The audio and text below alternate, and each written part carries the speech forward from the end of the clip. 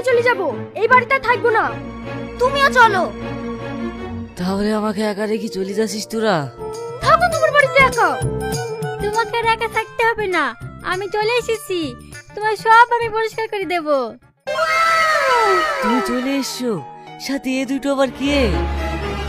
ওরা আমার বাপ মা মরে লাতে দিটু, কোনো মতে বাড়তে থাকলো না, আমার সাথে আসবো বললো, তাইলে চলে এসেছি। খুব ভালো করেছো। দাদু, এ আবার কে গো? আমি তোমাদের দাদি গো।